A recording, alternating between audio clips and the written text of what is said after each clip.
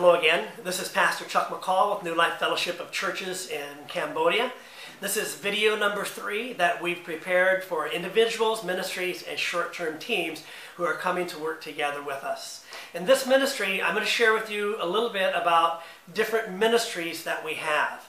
I should have emailed, or you should have received this document as an email, and it's about 3 pages long and gives a brief description of all the different ministries. The goal is for your team to take a look at these, find out which one touches your heart. Which ministry do you want to be involved in? And so we have a lot going on here.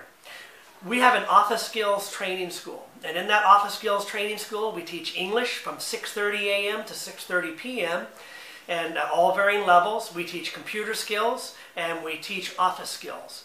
That originally began as a method of evangelism, reaching out to Cambodians because we teach for free. And they would come in, and through the course of building relationships with us, they would become Christians.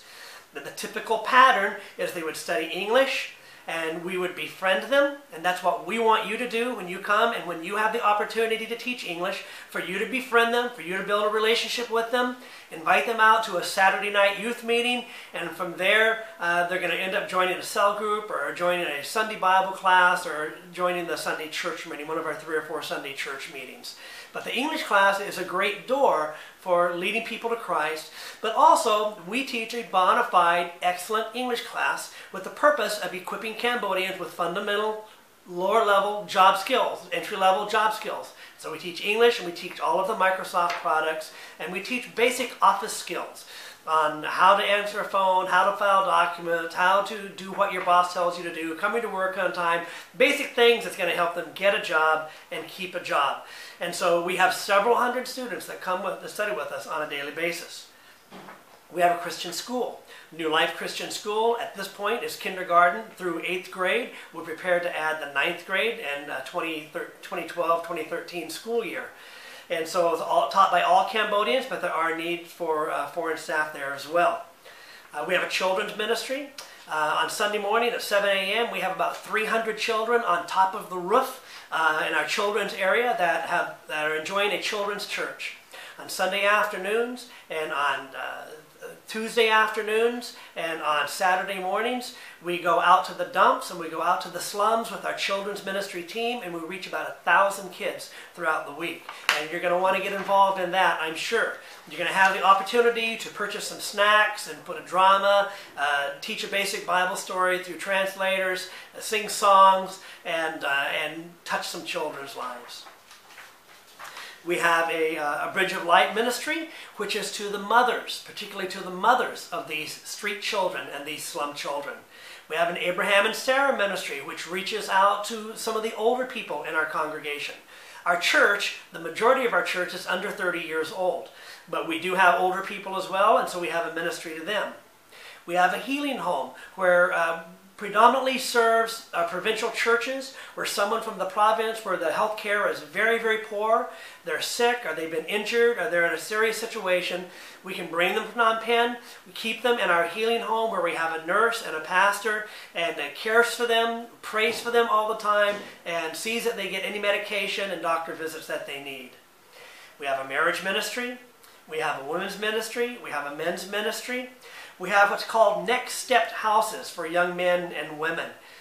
In developing countries like Cambodia, you have young men and women moving from the rural areas into the larger cities in order to find their fame and fortune. They're looking for work. They often come and stay with a relative.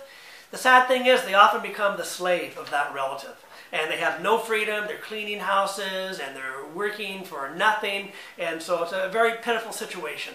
Many of them stay in a Buddhist temple, many of them live from house to house or live on the streets.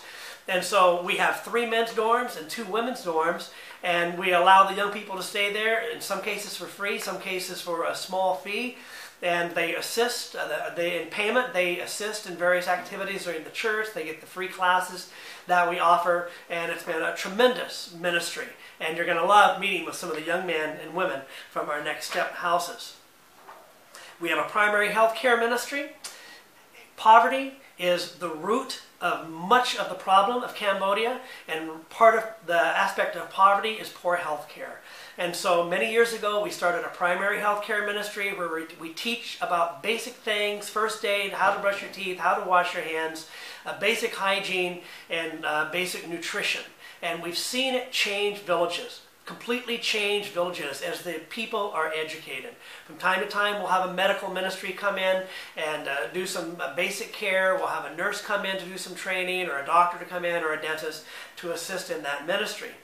We have many community development projects. We dig water wells, we do micro enterprise and agricultural animal raising, and the goal of all of these community development ministries is long-term sustainability of the local church. We're not doing it haphazardly, but we're doing it strategically so that the local church, particularly the churches in the provincial villages, would be able to sustain themselves. They wouldn't have to spend unnecessary money on doctors and medicines, and they'd be able to develop some sort of a micro enterprise where they can earn more than $1 a day. And thus, they can end up tithing back to the church and supporting the church and supporting their family as well. We have a Children at Risk ministry where a child can be supported for $30 a month for 3 years. During the first year, we make sure the child is in school, the child has school clothing, school fees are paid, has the school books and all the supplies that he or she needs.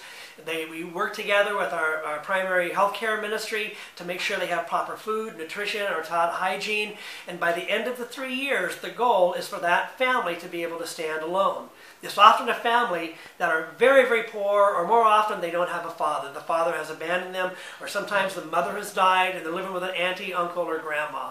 And so the goal after 3 years is to create some sort of a micro enterprise or financial means for that family to be able to stand on their own. And we've seen dozens and dozens of families successfully go through this program for only $30 a month.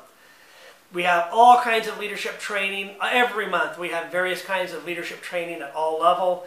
We have a youth outreach in 3 different locations right now. We have of course a worship ministry. We have an on-fire, anointed praise and worship band that will, in my opinion, that's just as good as any band and praise and worship band in the world. And they create an atmosphere for the presence of God to dwell among us, and people are touched and healed and set free. We have a media and creative arts ministry. We have cell groups. We have 140, 50, 60 cell groups. We have a marketplace ministry that has meetings and training to train business people throughout the year. We have what's called a Growing Trees internship, where we have 17 to 18 young single people that commit 9 months out of the year to live and work in Phnom Penh, and they become strong men of God and women of God. We have Sunday morning Bible classes where we have a specific system, a 101 class, a 102 class, a 103 class, where we just lay the foundations of the faith into the lives of new believers.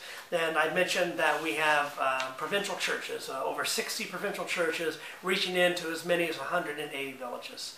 And so these are the various ministries, and we're looking forward to you coming and participating and investing your skills and your experience in life and your spiritual gifts into many of these different ministries.